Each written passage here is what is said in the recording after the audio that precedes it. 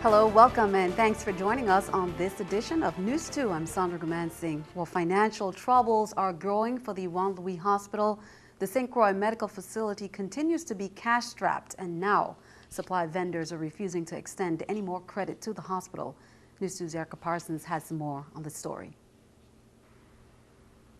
Juan Luis Hospital's financial picture gets more and more grim as the weeks go by, and during a meeting Friday, board officials said they could be cutting back services at the hospital. Well, it's not a possibility, it's a reality. Hospital Board Chair Attorney Key Walker says the hospital can't meet its monthly obligations. The hospital would have missed their last payroll in May without help from the central government. Our payroll is safe for the rest of this month, hopefully will be for the upcoming months, but at the same time, we still have vendors that we need to pay and supplies that we need to have, so we need to make sure that we reduce and cut back where we can. Those cutbacks are necessary to save money. Right now, 5 out of 10 supply vendors have placed the hospital on credit hold. Vice President of Marketing and Materials Management, Shalana Simmons-Emanuel, told the board that many vendors have floated the hospital for so long, they're hesitant to extend any more credit until outstanding balances are paid up. Walker says it puts the hospital in a scary situation, not being fully stocked to cope during hurricane season. We've instructed the executive team to make sure there's a backup plan, make sure we have relationships with nearby institutions in the event that if there's a hurricane, there's a way to get any supplies that we may not have in-house and are stocked with. Traveling nurses have been a big expense, but the hospital is down to 10 from 40 earlier this year and expect to be down to 2 or 3 by summer's end, according to CFO Deepak Bansal. Walker said a steering committee has been appointed just to review the hospital's operations to see where cuts can be made. Walker says those cuts don't necessarily mean additional layoffs as they've had this year, but they're trying to see exactly where they can reduce services. Reporting outside Juan Luis Hospital, I'm Erica Parsons for News 2. Louie officials say the amnesty program they hope to generate money isn't doing well, so they're extending it until the end of July. The hospital has been offering up to 50% discount on outstanding bills, so account holders are urged to contact the hospital. Last week, we saw 2012 elections candidate Diane McGrath and other unsuccessful candidates review the official tally sheets at the Virgin Islands election system. From that review, McGrath claims that they found evidence of missing tally sheets, missing write-in names, as well as names that were on the tally sheets but disappeared after the certification of the votes. Well, today, McGrath and her group were scheduled to review ballots as well as the sign-in and sign-out logs to check for inconsistencies. News 2 will keep you updated on this story.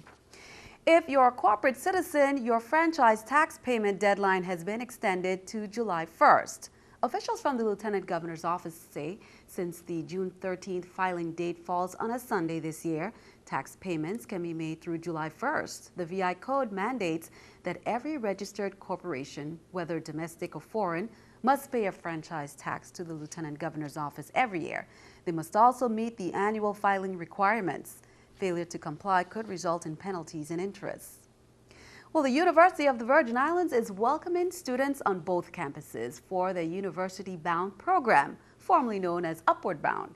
New name? Yes, and News 2's Shanika Robinson has more. Students anxiously arrived at the University of the Virgin Islands, eager to begin the University Bound program, formerly known as Upward Bound. Upward Bound was initially a federal program sponsored by the United States Department of Education. Since then, we have lost our federal funding, and the legislature and the University of Virgin Islands have pooled their resources to continue the program. So since Upward Bound is the federal name, the local name now is University Bound. These students are more than ready to take on this college life experience for the entire summer. University Bound, here we come! First-time University Bound students are getting settled in and are a little nervous but eager to begin this college life journey for the next 5 weeks. Yes, this is my first time. Really enjoying it. The food is nice. Got some good teachers. This program is a college prep program designed to generate the skills and motivation that leads to academic success for students in high school and beyond. I'm looking forward to better understanding, good work ethic, and getting used to college life. The purpose of University Bound is to assist students who do not have the resources to access higher education. And we try to make sure we provide them with those resources so that they can be successful in higher ed and get a 4-year college degree. The program also offers academic instruction, individual and small group tutorials, group counseling, college admission information, and cultural, social, and recreational activities to its participants. It's a rigorous academic program that's going to prepare them for their classes next year in school. We have 4 weeks of academic classes, and then our 5th week we go on a college tour so our students can make informed decisions on where they go for higher ed. Shaniqua Robinson, News 2. Wonderful program there. Now, for more information on the University Bound program, feel free to visit www.uvi.edu. Well, the Juan Luis Hospital got a mini facelift this weekend. On Saturday and Sunday, volunteers could be seen sprucing up the outside of the hospital. The cleanup was the second weekend of service this year. Workers focused on landscaping the exterior, repainting the parking lots, and cleaning up the back of the hospital. Organizers plan to hold a third cleanup later this year. It's just nice to have people out who really care about our hospital, because it truly is the community hospital, our hospital, and we've had a lot of volunteers from different organizations and individuals who have just come out and said, let me give a helping hand. So despite the fact that we have all of our fiscal challenges, there are little things that we can do to help to make this hospital better. Well, on a sad note, Virgin Islanders are mourning the passing of one of the pillars of the VI community, Morris Paiwanski, who died Sunday at the age of 102. Mr. Paiwanski, a businessman and patriarch of an established family, moved to St. Thomas in 1957 and for 40 years maintained an office in the Sugar Estate building. He left behind his 4 children, Albert, Sheila, Irving, and Edgar. Governor John P.D. Young Jr. also sends his sympathies to the Paiwanski family for the loss of a respected member of the community. The Supreme Court justices found a compromise Monday sidestepping any new landmark ruling on race and college admissions. Danielle Nottingham is at the court with more on the affirmative action decision. Abigail Fisher says seeing her case go all the way to the Supreme Court was a great learning experience, and that her challenge to affirmative action is still alive. I'm grateful to the justices for moving the nation closer to a day when students' race isn't used at all in college admissions. Back in 2008, Fisher sued the University of Texas, arguing she did not get in partly because she is white. The school factors in race along with test scores and student activities to help select part of its freshman class. In Monday's 7-1 ruling, the Supreme Court kicked the case back to a lower court, saying it must take a closer look at how the University of Texas uses race in the admissions process. Ruth Bader Ginsburg was the lone dissenting justice, arguing the lower court was right to uphold the Texas plan. Affirmative action supporters expressed relief the high court did not make a sweeping ruling against using race as a factor to achieve diversity. I think the most important things for all Americans out there is that the court today said affirmative action is still the law of the land. The president of the University of Texas said Monday's ruling will have no immediate impact on his school's admissions policies and that he's confident they will be upheld. Danielle Nottingham, News 2.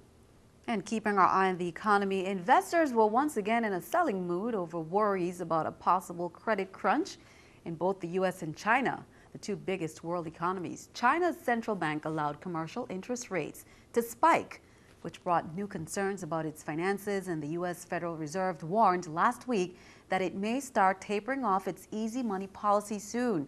Samsung is making its tablet computers look more like its popular Galaxy phone.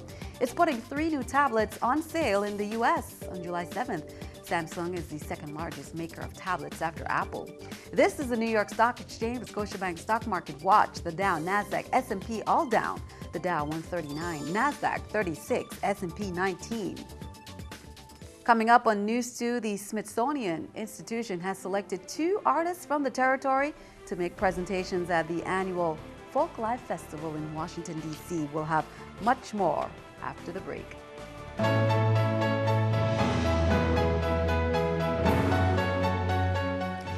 Well, 19-year-old Khadijah Lee captured the St. John Festival Queen on Saturday night. 3 other contestants shined on stage, including Taifa Lynch, Monet Edwards, who won Miss Congeniality, and Charisma Hippolyte, who won Best International Wear. Now, Khadijah also won Miss Photogenic, Miss Cooperative, Best Talent, and Miss Intellect.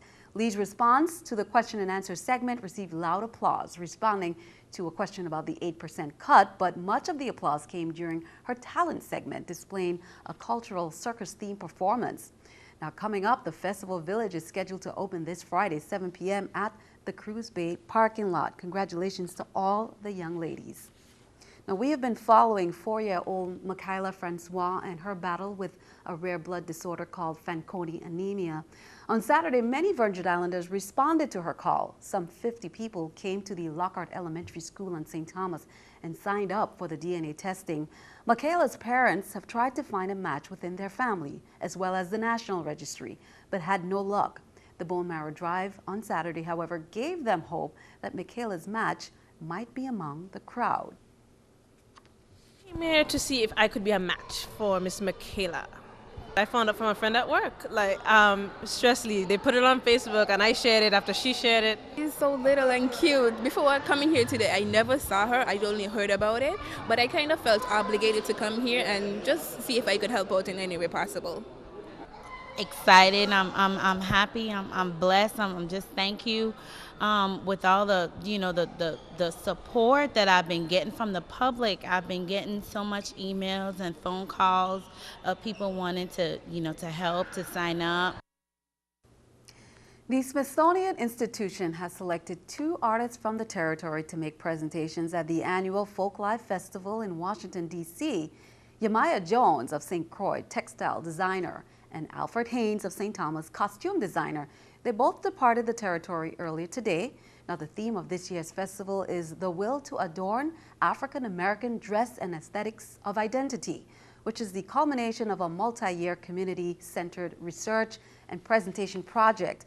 The research and documentation project brought together dress artists, designers, researchers, artisans, and culture bearers from all over the world. It was spearheaded and funded in part by the VI Council of the Arts and Mid-Atlantic Arts Foundation. The program will take place on the National Mall in Washington, D.C. from June 26th through July 7th.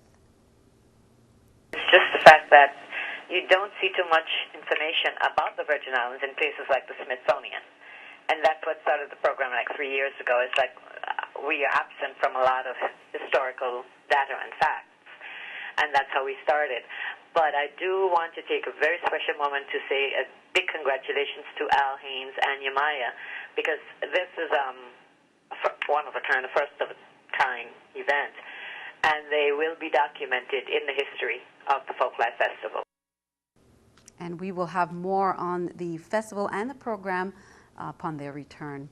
Well, just a reminder, the Office of Veterans Affairs is hosting a series of seminars for veterans and their family members this month on post-traumatic stress disorder, PTSD awareness, a medically recognized disorder that can develop from seeing or experiencing an event that involves actual or threatened death or serious injury to which a person responds with intense fear. Now, the first is being held this evening at the Julia Sprouse School on St. John, and that started at 6:30. The next one is June 25th, 6:30 p.m. at the Patrick U. George American Legion Post number 90, that's in Sub-Base St. Thomas, and then June 26th, 6:30 p.m. at the Bromley Berkeley American Legion Post number 133 in Frederiksted, St. Croix. Nelson Mandela is in critical condition for a second day. South Africa's president says doctors are doing all they can to keep the former leader comfortable. Alfonso Van Marsh reports from London. Critical. South African papers headlined the downturn in Nelson Mandela's health. South Africa's president confirmed the news Monday morning. Former President Mandela remains in a critical condition in hospital. Zuma visited Nelson Mandela on Sunday at this Pretoria hospital.